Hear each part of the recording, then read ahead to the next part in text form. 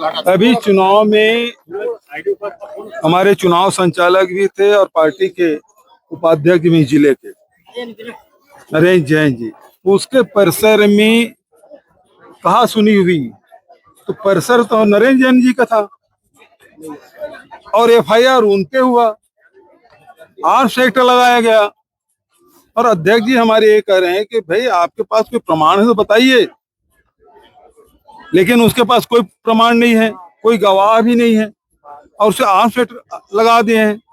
उन्होंने अपील की उसको हटा दीजिए, आपकी जांच में यदि नहीं पाया जा रहा है तो हटा दीजिए।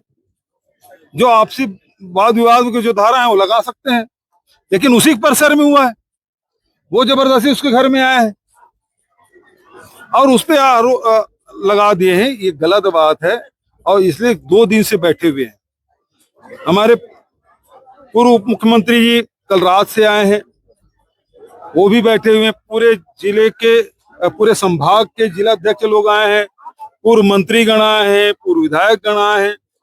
और अब आप लोगों को थोड़ा भी यदि कानून के प्रति श्रद्धा है और यदि थानेदार से गलती हुई तो एसपी हटा सकते हैं, आईजी हटा सकते हैं, लेकिन वो हिम्मत नहीं कर पा रहे हैं।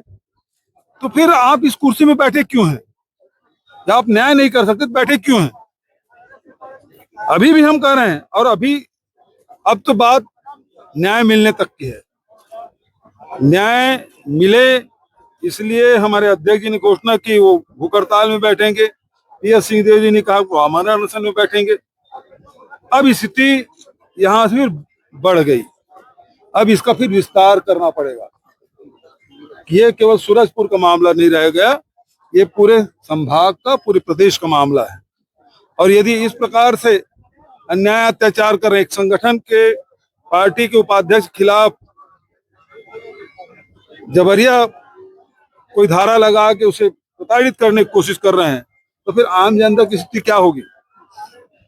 जो कोई संगठन से नहीं जुड़ा उसका कौन माई बाप है? ये इस प्रकार से जो मनमानी कर रहे हैं इसका हम विरोध करते हैं। किसके दबाव में लगता है, किसके दबाव में आर्म्स एक्ट की धारा जोड़ी गई है? निश्चित रूप से सत्ता पक्ष के दबाव में। 27 घंटे से ऊपर हो गया, कोई सरकार का नुमाइंदा या प्रशासनिक कोई अधिकारी अभी तक घटना स्थल पर नहीं। हल्के में ले रहे हैं, कोई आ नहीं रहा है, बात नहीं कर रहा है। हल्के वो नहीं रहे, वो जानते हैं और वो आना भी चाहते होंगे, लेकिन दबाव इतना है वो कुछ नहीं कर पा रहे हैं।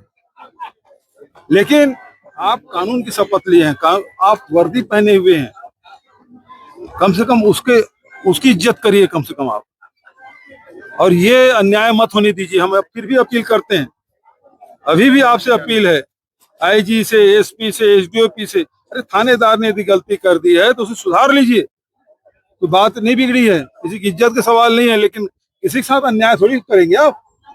6 बजे बड़ा 6 बज गया, क्या अगला प्रदर्शन? बिल्कुल, अभी हम लोग रैली करके आगे फिर बैठेंगे। काका एक बात और, बाबा ने कही है कि दीपक बैठ जी को मुख्यमंत्री के पद पर देखा, शासन सत्ता। चलिए वो बात कल की बात है, आज तो धरना स्थल की बात हो रही है।